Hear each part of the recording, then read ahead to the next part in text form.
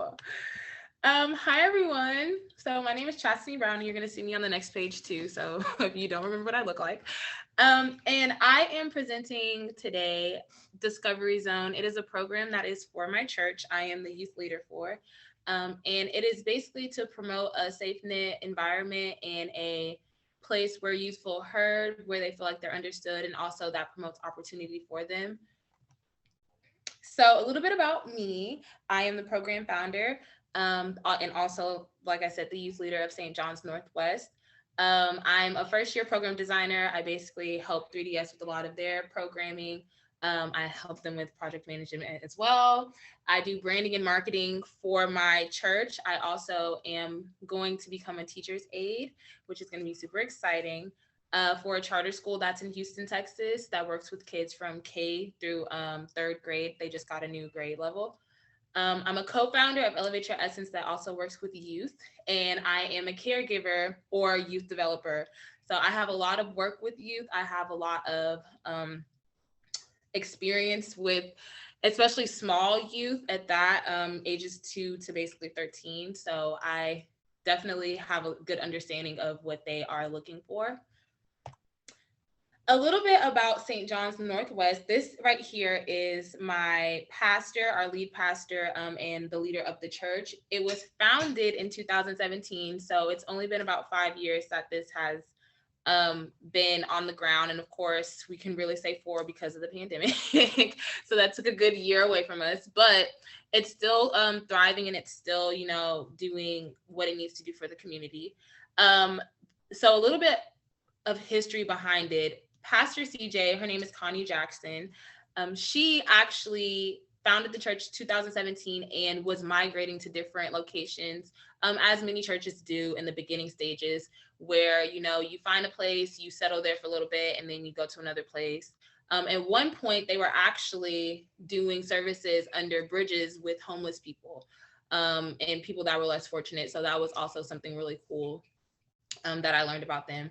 And then finally, we got our home in 2018 in Acres Home, Houston, Texas, which, if you know that zip code, is 77091. Or if you want to know more of the area, that would be more South Houston, more of the South Houston area. So it's definitely in the lower income bracket of things, but there's a lot of opportunity and a lot of youth there. When it comes to the youth ministry, that actually became more prevalent in 2019, right before the pandemic. And we've had an amazing teacher. The teacher that was previously there, has been in education for about 20 years. So there's a lot of groundwork and foundational work that has been built there. Now I'm there, and we're trying to expand. So that is why I'm bringing Discovery Zone to the picture.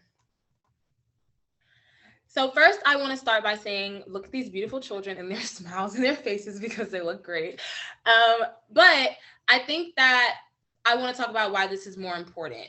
So in Houston, Texas, the demographics, and let me actually go to this page right here. The demographic breakdown of this specific location in Houston, Texas, the population is 28,000.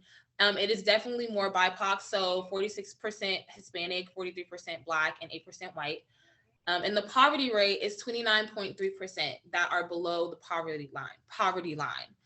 And this is just important simply because what I'm trying to speak more to is opportunity, and to make sure that I can bring experience and opportunities to these youth that don't really know what that looks like, don't really know how to even go for opportunity, or feel like they are not supported in what they want to do in their life, or even probably don't even know what they want to do in their life.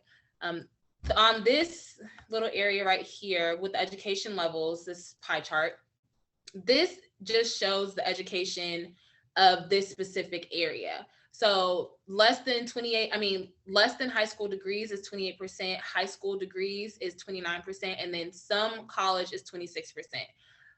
Further than an associate's degree, though, there isn't really much depth in that area. So really and truly, why is this important? We're going to go back to the problem.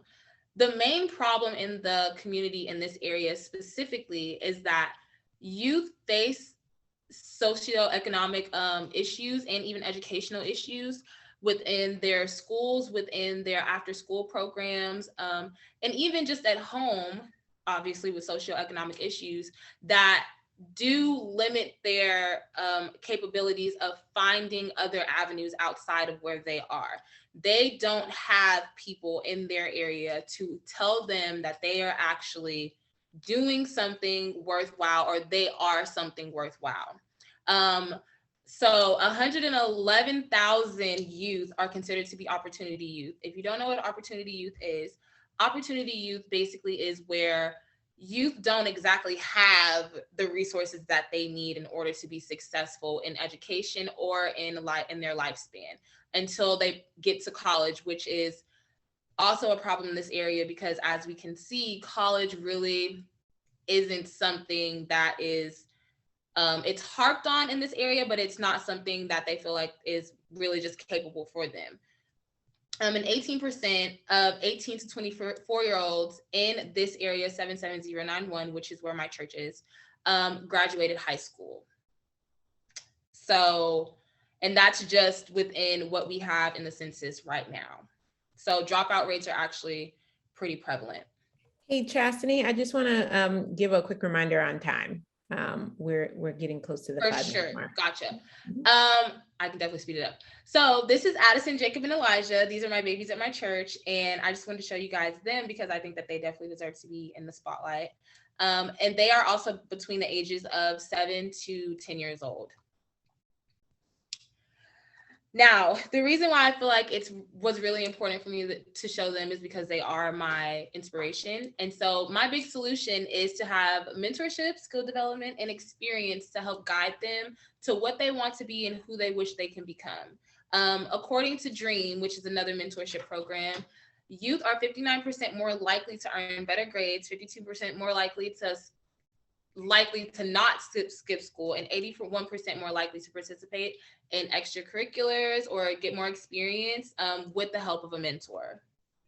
So our mission is to ensure that Houston youth feel heard, capable, and uplifted through self-expression, direction, and consistent growth. So we want to be able to make sure that they have the resources, have the people, and have the support that they need in their community to see where they want to go within life.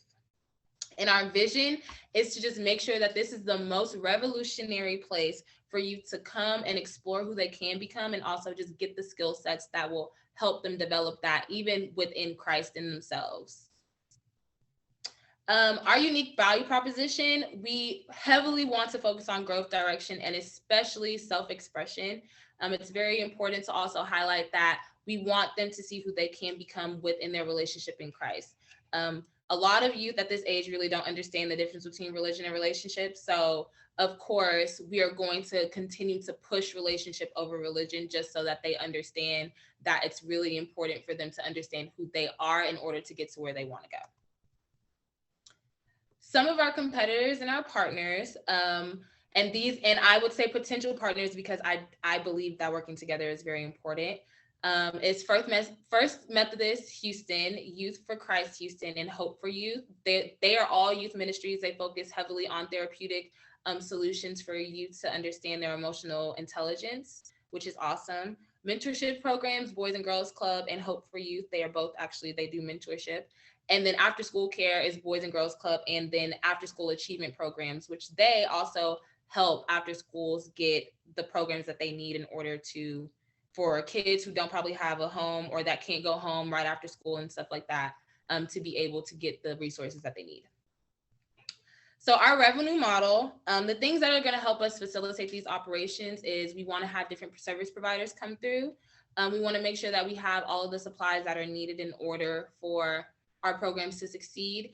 And then staffing and transportation and occupancy, of course, which means that we want to make sure that the youth have all of the resources and the people and the experiences that they need in order for this operation or this program to completely grow and flourish into exactly what it needs to be for their benefit.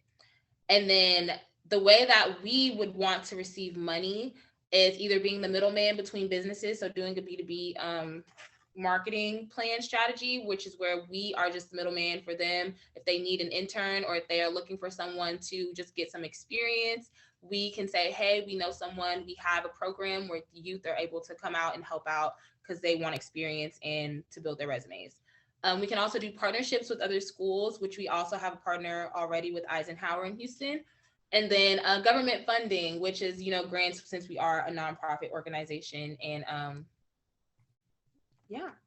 So my ask would be, I really do want to get mentorship. I really value mentorship, which is why I have it in this, for fundraising and marketing strategies, especially for nonprofits, but also just opportunities to work with youth more in Houston, just so I can build my customer discovery and make sure that I am doing what needs to be done for this community and even more communities to come with it. But yeah, thanks.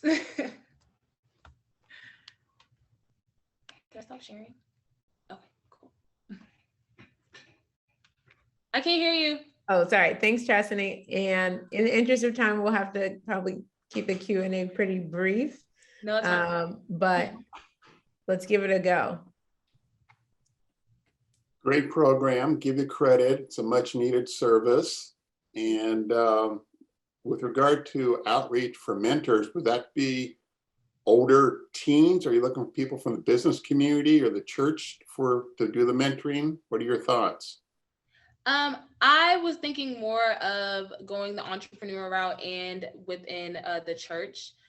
The program is more than likely going to be where the kids can, help shadow with church members. If they want to do music, they can go shadow someone who's in the choir or who does music. And then as far as business or entrepreneur side, it's like, okay, what do you want to do in life? Do you want to just work a job or do you want to build a job? And if that's so, then what mentor can we get you that will be able to get you on the route that you want to go to?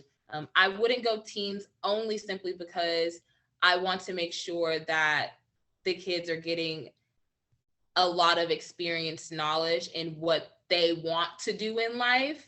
And then of course the teens, they can be like a big brother, big sister type of thing.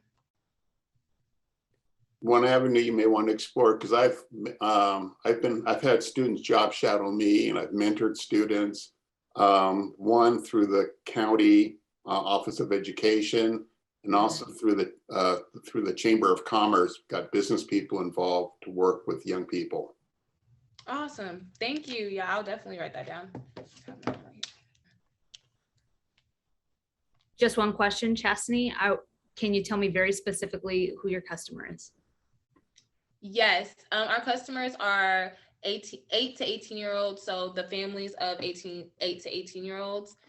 We want to make sure that this is very family oriented in the BIPOC community specifically, especially because the demographics in that area are mainly minority groups. So we want to make sure that we are catering to them. So I'm going to ask it again. So the families of 8 to 18 youth are who are paying you. Okay. Are you saying like my customer, like who's going to pay me?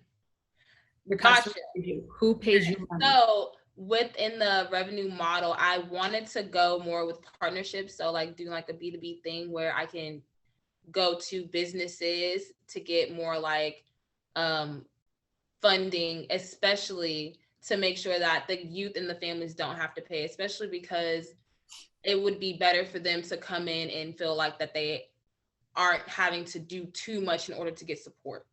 Great. So as you continue to grow this venture and continue to do customer discovery, who are you going to talk to? I'm going to talk more to schools for sure. Definitely want to talk to more schools. And I do want to talk to after school programs, specifically because there's already children there. And if they also want to partner, then that can be something that can be discussed as well.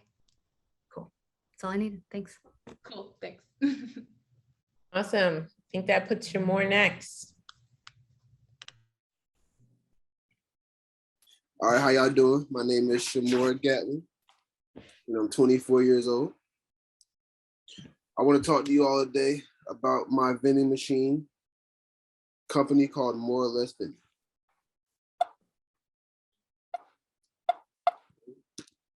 Okay, here we go.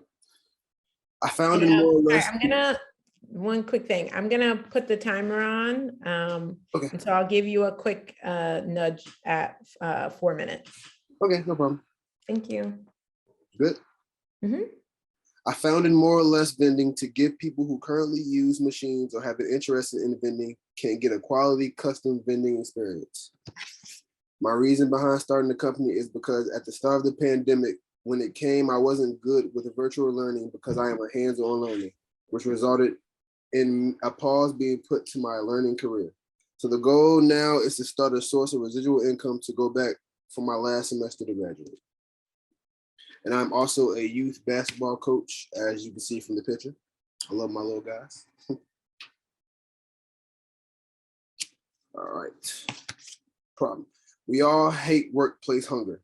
This is the biggest contributor to low productivity in the workplace. We wish we had something to put on our stomachs to get us through until lunch, or even something to take the place of lunch. Yes, you can probably leave and grab something, but with gas prices the way they are right now, wouldn't it be easier to go down the hall and grab a quick snack from the vending machine?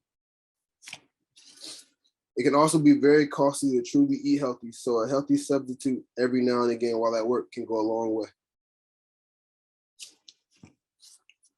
Quality customizable vending for the workplace is here. More or Less Vending. When dealing with major vending machine companies, the amount you can control is minimized. For example, you notice one week a couple of items are doing really well, so therefore it's needed again well before the scheduled date for refill. You should be able to have a small order put in to get these items replaced. Another example is major vending companies aren't going to be making sure to put new things in to switch it up and give you a choice to try new things. With a smaller personalized experience, we can make sure to always give you a wide variety that always changes so you never get tired. Customer segment.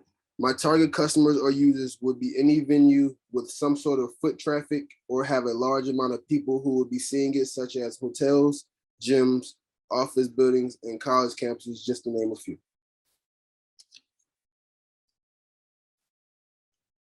My product metrics. The biggest determiner is customer satisfaction. We will make sure to get feedback from the owner of the location as well as the secondary customers that are buying from the machine. Another big way of business is to get referrals. My cost structure. The cost of machines, whether it's new, used, or refurbished, each one having its own different benefit, as well as filling the machine, which is very based on the specific need of the customers and the consumer. For bigger locations, commissions can be offered for incentive. There are several paths to the customer, but I feel that word of mouth about how my machines are personalized to each location, as well as cold calling and keeping the spreadsheet to keep track of everybody you contact so we can make sure every organization and location gets the best vending experience. My competition. There aren't many companies in my surrounding cities that I live. The nearest being Richmond and Virginia Beach, which would explain why they aren't able to have the availability to refill the machines before the scheduled date. Some of the companies in the areas are Major Height Vending, Coastal Vending, and Atlantic Dominion Vending. But like I said, these aren't really close to the cities that I live, so I feel like there's a place for it. What it costs. Some of the costs associated with the machine would be equipment, as the machine, the card reader, and stuff of that nature. Some of the operating expenses would be me just getting the gas to get to the machines and me having to buy a truck to move the machines. Another type of cost is the repair and maintenance for the machines, which will most likely be sourced out from another person. And another big expense that come associated with it is just the marketing for it and getting your name out there and being able to get recognized. All right, what you can do for me. Some of my asks are maybe potential clientele of people who maybe have been interested in vending or that's something they would like to be interested in learning more about. Marketing, as I said before, just word of mouth is kind of the biggest, well, the way I'm looking to have my biggest advertisement is just having great service and having people talk about me, tell their friends, tell other business owners in the area of how great my service is. And also possible connections, whether that's, you know, somebody who does vend that you can put me in contact with, or even if it's just, like I said, someone who's interested in it, who I can learn more with and learn from. And also 15,000, and that is just to cover all of the operating expense, at least for the first couple of months before I can turn a profit. All right, and here are my comments. You were right on time. I tried to time myself. Perfect. I can't hold myself back. I'm ready. Shamor, Yes, I'm super impressed with like the crispness of this presentation, and also how I understand you also have a product on market that is unique. You are on your metrics, like, you know, the metrics that you're watching in your business that are indicating success or not profitable. And I'm just super impressed by that. And then I'm also just was impressed with how you closed it, like with your ask, like, you know, what would help you most in this moment. And you put that in front of people. So I'll think of a question, but like, I'm so many bright spots. Thank you, I appreciate it. Yep. Shamor, you owe me a one-on-one. That's all I'm going to say. Yes, ma'am. Nice job. Nice job. You know, when I was your age or younger, I actually was in the food business and did that for 4 years, and on weekends. And one thing I would do is talk to other people in the food industry and ask them questions so I would learn. So hopefully I wouldn't make the same mistakes. Yes, sir. You know, what works, what doesn't work, what changes what you make.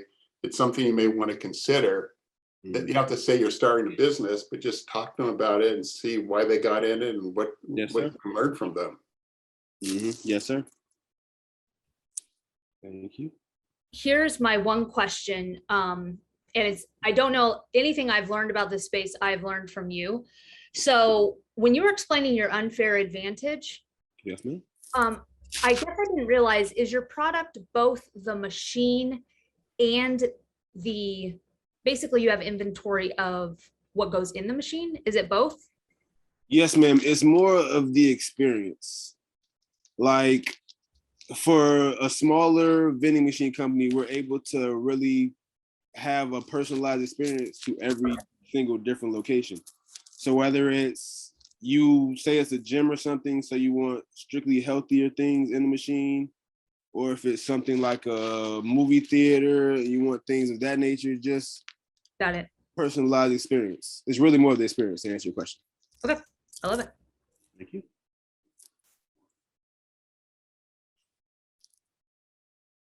So where are So you one now? thing sorry. Sorry, I was just curious, where are you now in the development of this venture? Well, right now, in the process of finding somewhere to get my first location. That is really one of the harder things of it, is finding somewhere that doesn't already have vending or that aren't happy with their vending. And without already having your foot in the door and having a name already of some sort. That can be challenging. Yes, sir.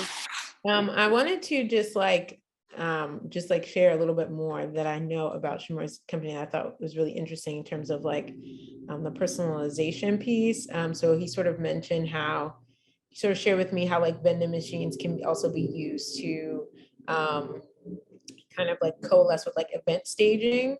So like, could you share a little bit more about that? Like examples of like events where folks might want vending machines that are sort of like pop up? Oh, yes, ma'am. Well, in Virginia, I've seen a lot of car shows where it just, people, a large amount of people just come together and show off all the upgrades they have on their vehicles. And that's an example of a place where a vending machine can go for a couple of hours just to get that revenue and then can be moved. That's one where you know you're going to have a lot of people, like festivals, like musical festivals, things of that nature, sporting events. Really places that don't have set locations, but they kind of go from place to place and set up whatever they're doing. What else? Car shows, sporting events. Yeah, that definitely helped paint the picture for sure. Thank you. Yeah. Last Okay. piece. Oh, just one more question. I'm so sorry. Yes, ma'am. So could there ever be a leasing model? So I remember as a school principal, and we never bought a copy machine. So schools don't own copy machines, they lease them Yes, ma'am. because they're big pieces of machine. Do people buy the machine from you, or do they lease it from you? Or could they lease it from you? It really wouldn't be in my best interest to do that, Okay. because if I'm leasing it to you, then you're filling the machine yourself. So I'm basically just paying for the machine and then you're paying me back for it. So it would be more lucrative for me to just own the machine and me service it every 1 to 2 weeks or however long. Thank you. Who's next? I think it was Corey. Am I right? Corey isn't able to present. We could move on to Dana. Yeah. Currently, online dating is booming with millions of new users entering the dating market every year without knowing the risks, exposing themselves to dangers they're unaware of. As a person myself who's had her fair usage of dating apps, I've gone on a lot of dates with random strangers, but I've actually never felt scared for my safety. My roommate always made sure who I was going with, when I was going to meet them, and when I was coming back. She even called me during the dates to make sure I was okay. As I live on my own next semester, I don't feel like I have a safety net anymore. My best friend isn't able to check up on me like before, and I come to realize I'm not the only person who feels this way. Some people don't even realize the risk of online dating. The majority of women and those in the LGBTQ plus community in the US have faced sexual assault in their lifetime. Our target market, 18 to 34-year-olds, makes up 54% of the victims. Online dating has only increased the risks and dangers, but that doesn't necessarily have to be the case. With Safenet, you don't need to worry about your safety when you're meeting a random stranger. It's your digital best friend to check up on you and make sure you're okay. Now, the future of online dating is real, and in fact, 77% of users have stated they've been on a date with someone they've met online. And although dating has become the new norm, there are many issues that come with modern dating. In fact, for women, 36% of users have reported having gone on an extremely or very unsettling experience, while 19% have reported occurrences of physical threat or harm. And according to a 2015 transgender survey, nearly half, 47% of respondents were sexually assaulted, threatened with physical violence, stalking, or harassment. 46% for gay women and 40% for gay men. I've conducted surveys with over 100 women and those in the LGBTQ plus community in the US, UK, Ireland, and Barcelona, and they all share the common experience of not feeling safe when they meet strangers online. Now, when we look at the market for our product, there's a global market of $5.61 billion and 323 million users globally. In the US, there's 53 million users with $829 million in revenue. And for women and those in LGBTQ plus community, it's 27.8 million users. Now, we did a TAM analysis, and that's how we figured it out. Now, where do we come in? Meet Janet. She's a transgender woman that lives alone in Dallas, Texas, and she's been planning on going on a date with someone she's met online. But she doesn't really have anyone to check up on her and make sure she's okay. How do we come in? Now, first she uploads Paul's profile onto her app, Safenet, and then she creates a date with the details of the date and his information. After that, she selects who she would like to send information to if anything happens, and to ensure her safety, she'll stay at a time where she'd like to receive the notification from us to check up on her. If she doesn't respond at the selected time on her date on her phone, we'll send a message to her designated contacts, whether it's her friends, family, or the police. Now, we're creating a space and an environment where you're able to control your own safety that others are not meeting the needs of. Our competitive advantage is that we get to send your location of who you're meeting with the relevant information at the time you need an emergency.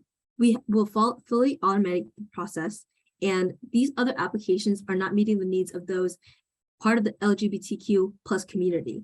We're targeting those that are most concerned with safety because they're the most vulnerable. Life 360 and Find My Own Phone are location tracking technologies, but they don't store information. SafeDate is in the UK with negative reviews, and Noonlight is the most similar to us, but they make you push a button to call law enforcement, which isn't always the best scenario for people.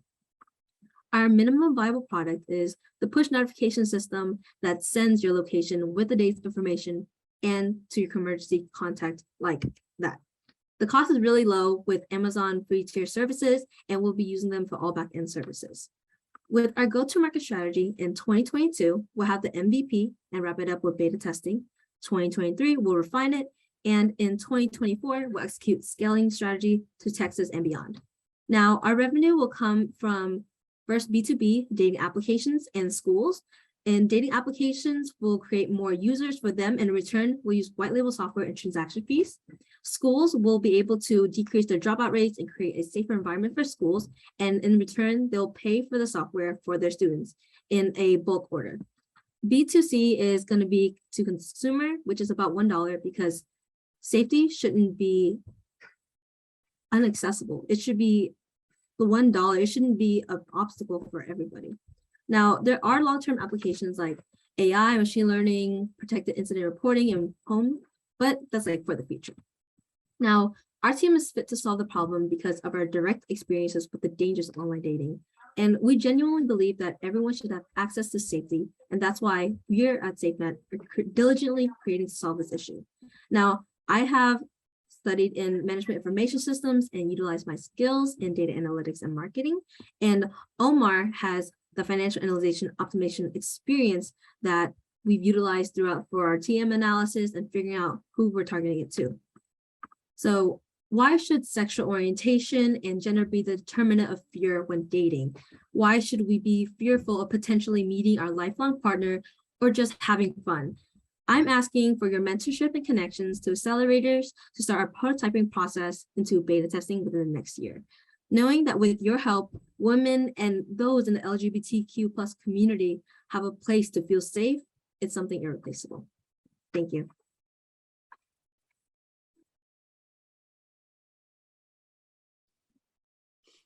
Wow, wow, wow. All right, so let's open up the floor for some questions.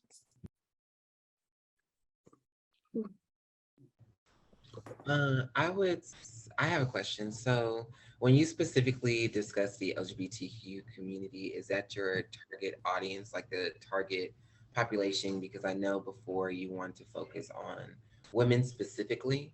And so why did you make the shift to LGBTQ, or are you looking at both populations?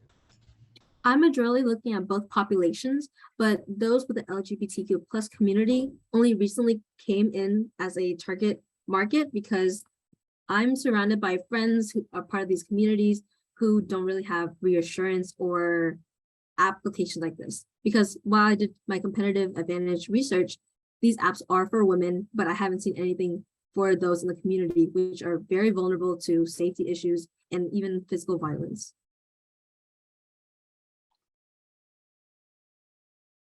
Ina, it's well done. Wow, the information you presented, it's quite extensive.